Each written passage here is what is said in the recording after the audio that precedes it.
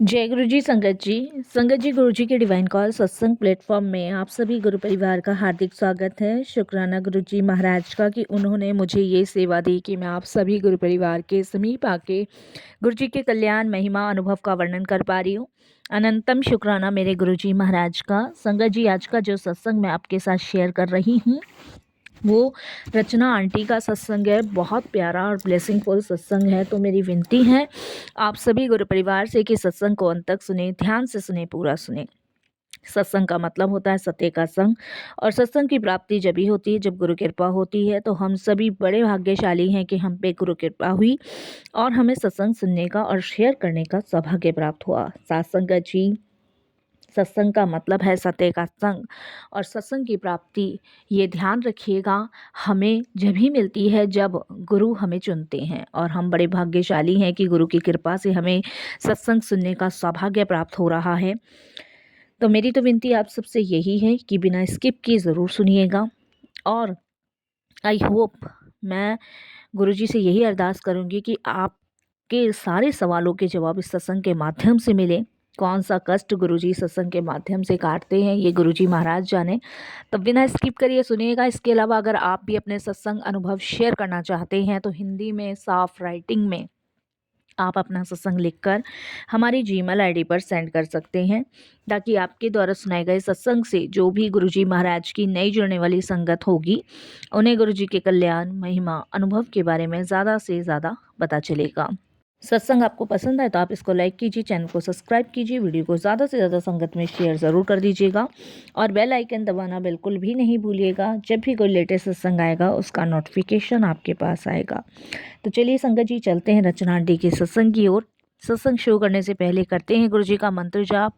ओम नमः शिवाय, शिव जी सदा सहाय। ओम नमः शिवाय, गुरु जी सदा सहाय। जय गुरु जी संगत जी। संगत जी सबसे पहले गुरु जी महाराज के चरणों में कोटि कोटि नमन करती हूँ। सारी संगत जी को जय गुरु जी बोलती हूँ। और सत्संग शेयर करने से पहले मैं गुरु जी का मंत्र जाप करूँगी। ओम नमः शिवाय, शिव जी सदा सहाय। ओम नमः शिवाय, गुरु जी सदा सहाय। संगत जी सत्संग शुरू करने से पहले मैं आपसे एक बात करना चाहती हूँ। आज जो मैं सत्संग आपके साथ शेयर कर रही हूँ ना, ये कोई कहानी नहीं है, ये एक जला हुआ जीवन है। एक ऐसा घर जो बिखर चुका था, एक ऐसी माँ जो दो बच्चियों को जिंदगी और मौत के मुंह लड़ते देख रही थी, और एक ऐसा बाप जो टूट चुका था, डर चुका था, और अपनी जेब में सिर्फ 38 रुपए लेकर अस्पताल के बाहर खड़ा होकर रो रहा था। पर संगत जी उसी पल गुरुजी महाराज ने जो दिखाया वो संगत जी उनकी कृपा नहीं, उनकी सबसे बड़ी मेरे जीवन में ब्लेसिंग्स थी जो गुरुजी महाराज ने मेरे जीवन में किया है। संगत जी उसी पल गुरुजी ने वो करके दिखाया जो कोई और नहीं कर सकता था, और गुरुजी ने यही कहा मेरी संगत को मैं कुछ नहीं होने दूंगा।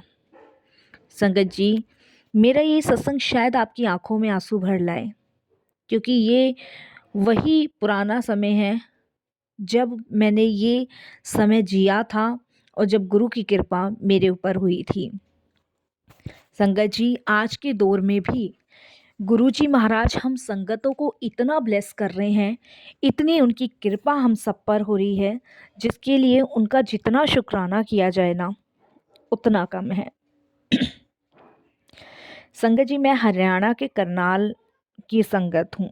मेरा नाम रचना आंटी है, और मैं आपको बताऊं मैं गुरुजी के साथ 2007 में जुड़ी थी, जब गुरुजी महाराज फिजिकल फॉर्म में थे, जब उन्होंने अपना चोला नहीं छोड़ा था। संगत जी मेरी दो बेटियां 6 साल की और 3 साल की थी उस टाइम पे। अचानक उनको तेज बुखार हुआ और वो बेहोश होने लगी। मैं समझ नहीं पा रही थी, बुखार तो उनको काफ़ी दिन से हो रहा था लेकिन हल्का हल्का था, दवाई दे के उतर जाता था, लेकिन अब कुछ ऐसा बुखार हुआ कि वो बिल्कुल बेहोश हो गई। संगत जी जब डॉक्टर के पास लेके गई तो डॉक्टर ने बताया कि बॉडी रिस्पॉन्स नहीं कर रही, चांस बहुत कम है। घर में उस टाइम पैसे नहीं थे। पति की नौकरी उस टाइम संगत जी 6 महीने पहले ही छूट चुकी थी। जब विपदा आती है ना संगत जी, तो बढ़कर आती है।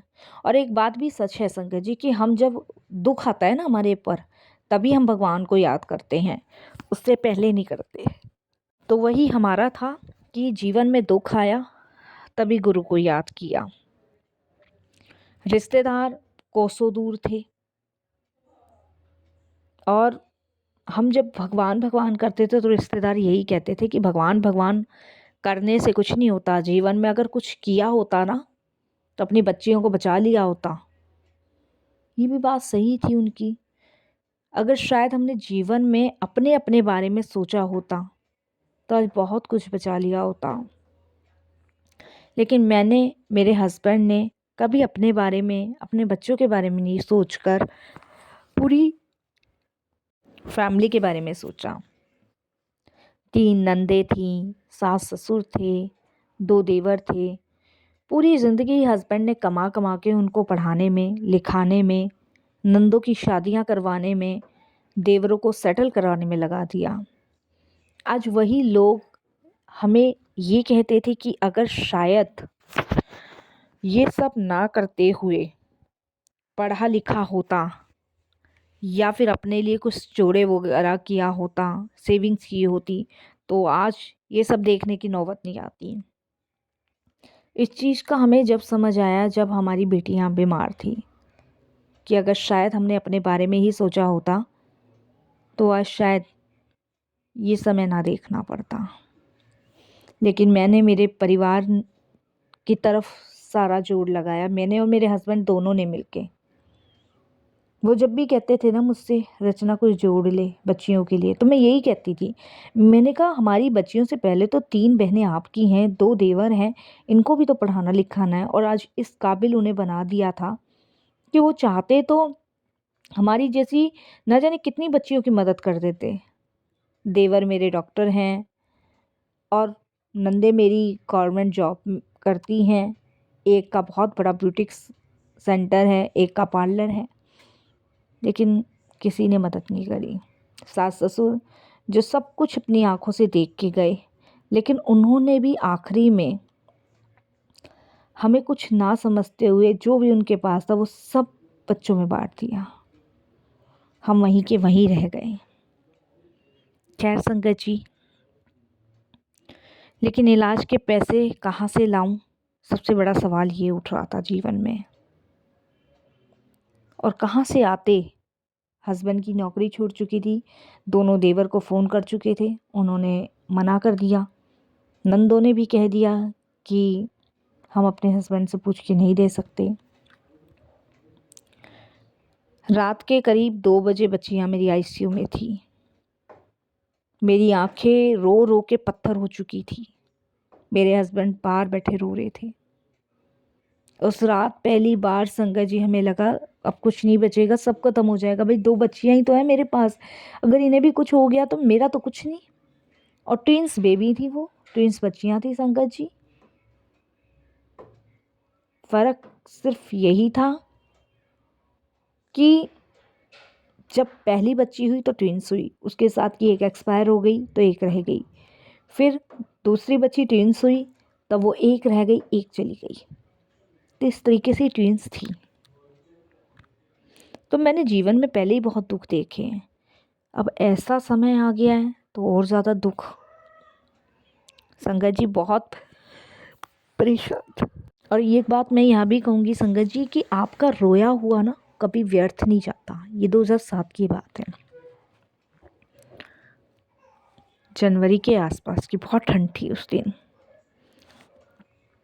तब संगत जी हॉस्पिटल में ही एक आंटी ने हमें गुरुजी के बारे में बताया था, क्योंकि उनका बेटा आईसीयू में था, उसका एक्सीडेंट हुआ था और गुरु की कृपा से वो बच गए थे।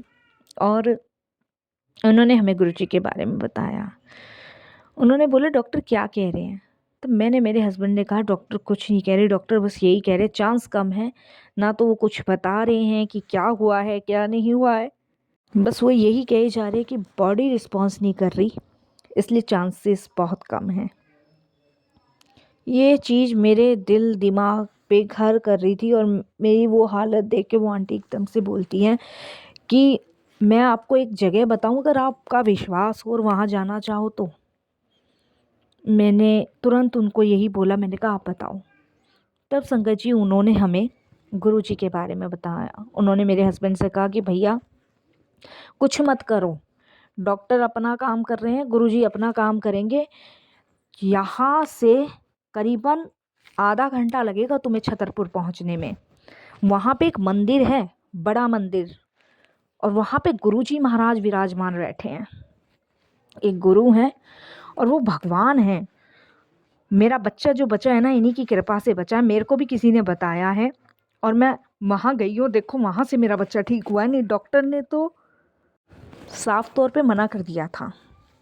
अब संगत जी उनकी बात सुनकर मैं और मेरे हस्बैंड ने डिसीजन लिया कि हम जाएंगे। उन आंटी ने, देखो संगत जी, कोई अपना भी नहीं करेगा इतना जो उन आंटी ने किया। उन आंटी ने सिर्फ यही कहा तुम चिंता मत करो, तुम्हारी बच्चियों के पास मैं हूँ, मेरा बेटा वैसी तुम्हारी बच्चियाँ, मैं बैठी हूँ, तुम हो आओ। और वहाँ पे जाके करना कुछ नहीं है, बस आप जो है वहाँ होकर आओ, वहाँ का करिश्मा आपको पता चल जाएगा। मैं क्या अपने मुंह से बताऊं, क्योंकि मैं भी वहाँ सिर्फ 2 बार गई हूँ, लेकिन वहाँ जैसा आनंद और वहाँ जैसा मैंने माहौल कहीं नहीं देखा, ऐसे बोली वो।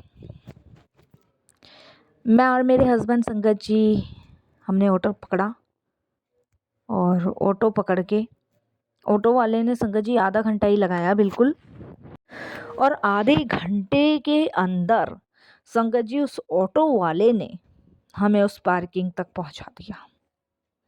और पार्किंग तक पहुंचने के बाद संगत जी हम उतरे। उतरने के बाद वहाँ पे संगत आ रही थी, और उस दिन सोमवार का दिन था। संगत जी संगत आ रही थी, और जब संगत आ रही थी तो वहाँ पे हम पहली बार गए थे, तो हमें ये नहीं पता था संगत जी कि कुछ चढ़ता नहीं है। मैं आपको बताऊं तो मेरे हस्बैंड केले लेके गए थे रास्ते में से। मैं आपको बताऊं कि भाई जा रहे हैं तो कुछ, और केले के लिए भी ना, आप बिलीव नहीं करोगे कि जो थोड़े बहुत पैसे थे वो सब केले में लग गए उस टाइम पे। तो अब तो केले का रेट संगत जी बहुत है, 60-70 रुपये है, लेकिन 2007 में केले का जो रेट था वो 10 रुपये दर्जन था। 10 रुपये भी बहुत होते थे संगत जी 2010 में। और हम लोग वहाँ चले गए। संगत जी जब हम गुरुजी के दरबार में गए तो मैं आपको क्या बताऊं कि अंदर जैसे जैसे हम जाते जा रहे, कुछ अजीब सा हमारे जीवन में होने लग गया। पूरी बॉडी संगत जी बिल्कुल शांत, बिल्कुल शांत। और वहाँ पे जाके हमने माथा टेका, देखा गुरुजी महाराज विराजमान है, और एक पल के लिए हम टेंशन भूल गए कि हम आए किस लिए थे। संगत जी वो केले सेवादार ने हमसे बाहर से ही बाहर ले लिए थे, और उन्होंने कहा था गुरुजी के दरबार में कुछ नहीं चढ़ावा चढ़ता, लेकिन वो सेवादार के दिमाग में क्या आया हमें नहीं पता। संगत जी उस सेवादार ने वो केले बाहर ही रख दिए थे, वो अंदर लेके ही नहीं गया, हमें खाली हाथ जाने को बोला। हम गए, माथा टेका, बैठे जैसे और संगत तक वैसे हमने टेका, बैठे। शब्द बानी वहाँ चल रहे थे संगत जी, अब पता चलता है, उस समय नहीं पता था। और गुरुजी की नज़र का तो आपको पता है वो सब की तरफ होती है। उसके बाद हम सर नीचे करके बैठे रहे, समझ नहीं आ रहा, आंखों से आंसू निकल रहे हैं, कितना दर्द सीने में है कुछ नहीं पता, कुछ भी नहीं पता। और वहाँ बैठे रहे तो अब हमारी हिम्मत नहीं हुई गुरुजी को बोलने की, हमारी हिम्मत नहीं हुई गुरुजी को बोलने की। और लंगर का आदेश हुआ। उस दिन सरसों का साग था, मक्के की रोटी थी, नोनी घी था, गुड़ था, चटनी थी, सलाद था, ये था। श्राद्ध किया।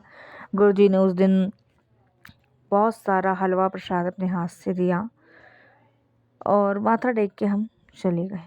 जाने के बाद संगत जी हम रास्ते भर ये सोचते गए कि इन्होंने तो कुछ पूछा ही नहीं गुरुजी ने, और अब पता नहीं क्या गलती हो गई, क्या गलती नहीं हो गई, ये बात आई। तो संगत जी क्या हुआ, जब हम हॉस्पिटल पहुँचे तो रात का समय था, हॉस्पिटल पहुँचे तो बेटी की हालत तो नाजुक थी और मुझे एक ड्रीम आया उसी समय कि जो केले मैं लेके गई थी और जो केले सेवादार अंकल ने बाहर रखे थे, मैंने देखा मैं गुरुजी के दरबार में बैठी हूँ और गुरुजी ने वो सेवादार से केले मंगवाए हैं। केले मंगवा के उन्होंने मेरी बेटी को खाने को दिए हैं और मेरी बेटी बेड के बिस्तर पे वो केले खा रही है। ये ड्रीम मैंने देखा, इससे आगे कुछ नहीं देखा। अजीब सा सपना था, तो मेरे को लगा कि शायद मैं कुछ ज़्यादा ही सोच रही हूँ। उसी रात संगत जी कुछ अजीब सा हुआ। बेटी आईसीयू में थी जहाँ बच्ची को रखा था, वहाँ 3 बार मुझे फ्रेग्रेंस आई, खुशबू आई, तेज खुशबू आई। कुछ जला नहीं है, कुछ लगाया नहीं है, खुशबू कहाँ से आ रही है। और ठीक उसी टाइम छोटी बेटी ने हल्की सी सांस ली। संगत जी जब डॉक्टर इधर से उधर भाग रहे थे और मैंने वही समय देखा था कि मेरी बेटी केला खा रही है, गुरुजी ने दिया है उसको, उसी समय उसने सांस ली। डॉक्टर बोलने लगे कि रिस्पॉन्स कर रही है। मैंने भागते हुए डॉक्टर, एक जो कंपाउंडर होता है, उससे पूछा। मैंने कहा क्या हुआ, तो उन्होंने बोला कि आपकी बेटी रिस्पॉन्स कर रही है, छोटी वाली। मेरे दिमाग में एकदम से चीज़ क्लिक करी कि कोई तो इशारा है। सुबह हम गुरुजी के यहाँ गए हैं और मुझे कुछ देर पहले ये ड्रीम आया है और अब बेटी सांस ले रही है। सुबह होते ही संगत जी मेरे पास अंकल आए और मैंने अपने अंकल को सारी बात बताई। इतने में संगत जी देखिए, उससे भी बड़ी बात अजीब हमारे साथ क्या हुआ कि जब हस्बैंड के आने के बाद एक अंकल आए हमारे पास, जो हम जानते नहीं पहचानते नहीं, उन्हें हम नहीं जानते थे। उन्होंने कहा कल आप बड़े मंदिर आए थे ना। मैंने, मेरे हस्बैंड ने कहा कि आपको ना गुरुजी बुला रहे थे बड़े मंदिर में। संगत जी मैं हैरान। हमने, जो आंटी ने हमें गुरुजी के बारे में बताया था, उन्होंने बोला कि तुम जाओ जब गुरुजी बुला रहे तो। संगत जी मैं, मेरे हस्बैंड गुरुजी के पास गए, लेकिन आंटी ने बोला नहीं तुम जाओ। मैं, हस्बैंड, मैं गुरुजी के पास गए। संगत जी शायद गुरुजी को पता था कि उन्हें अपना चोला छोड़ना है, इसलिए उन्होंने हमारी बेटियों का कल्याण किया। हम संगत जी उस टाइम पे, जिस टाइम पे हम गुरुजी के पास गए थे, उस समय संगत नहीं थी।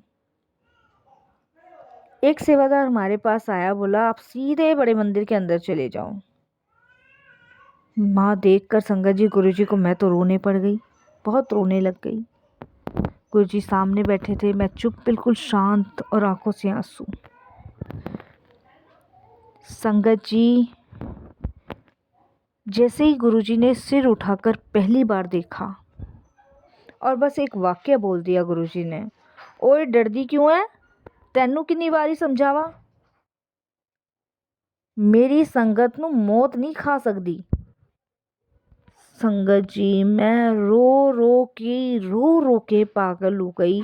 ये शब्द गुरुजी ने मुझे कहा, मैं एक बार फिर से इस लाइन को दोहराना चाहूँगी, मैं इसे कभी नहीं भूलती, क्योंकि ये मेरे गुरुजी की वाणी का शब्द है जो मेरे लिए अमृत है। इस शब्द को मैं अपने जीवन में कभी भी नहीं भूलती। ओए डरदी क्यों है, तेनू कितनी बारी समझावा, मेरी संगत नू मौत भी नहीं खा सकती। इस चीज़ को मैं संगत जी अमृत समझ के रोज अपने जीवन में, अपने सांसों में उतारती हूँ। गुरुजी ने हाथ उठाया और बोले, अब चल आईसीयू विच जा, बच्चे घर लेके आवे हैं। ऐसे करके गुरुजी ने बोला। संगत जी, गुरुजी ने बात काट दी। डॉक्टरों का काम गुरुजी ने कर दिया। डॉक्टरों का काम जो करना था वो मेरे गुरुजी कर रहे थे। मैं घर जाने के लिए उतावली थी, अपने बच्चों को ले जाने के लिए तैयार थी। मैं आईसीयू पहुंची और जो देखा वो किसी फिल्म से कम नहीं था। छोटी बच्ची बैठी हुई है और बड़ी, जिसकी हालत सबसे ज़्यादा ख़राब थी, वो धीरे धीरे हाथ हिला रही है। डॉक्टर्स बोले कि आप खतरे से बाहर हैं बेटियां, आप घर ले जा सकते हो, रिपोर्ट नॉर्मल है, कुछ ऐसा नहीं है। संगत जी, थैंक यू गुरुजी, थैंक यू। उस समय मैंने कहा, मेरी आंखें भर आई। मुझे पता चल चुका था कि ये गुरुजी की कृपा है, यहाँ गुरुजी आए हैं जिन्होंने मेरी बच्चियाँ ठीक की हैं। दोनों बच्चियाँ रिकवर हो रही थी, पर तभी डॉक्टर ने एक नई रिपोर्ट दी। छोटी बच्ची के ब्रेन में एक शोरन है, इन्फेक्ट है। मैं दौड़ते हुए गुरुजी के दरबार फिर भागी गई। उन्होंने बिना पूछे कहा, ओए कागज़ ते ना जाई, शोडो तेरी डरदी है, बच्ची दी नहीं। संगत जी, फिर गुरुजी ने बस हाथ उठा के आशीर्वाद दिया और बोले, कह दिया मेरी संगत नू कुछ नहीं हुंदा। अगले दिन रिपोर्ट दोबारा से आई और संगत जी, कोई ब्रेन में शोडो नहीं था। डॉक्टर्स बोले, ये तो ईश्वर का चमत्कार है। मैं जानती हूँ मेरे गुरुजी का चमत्कार।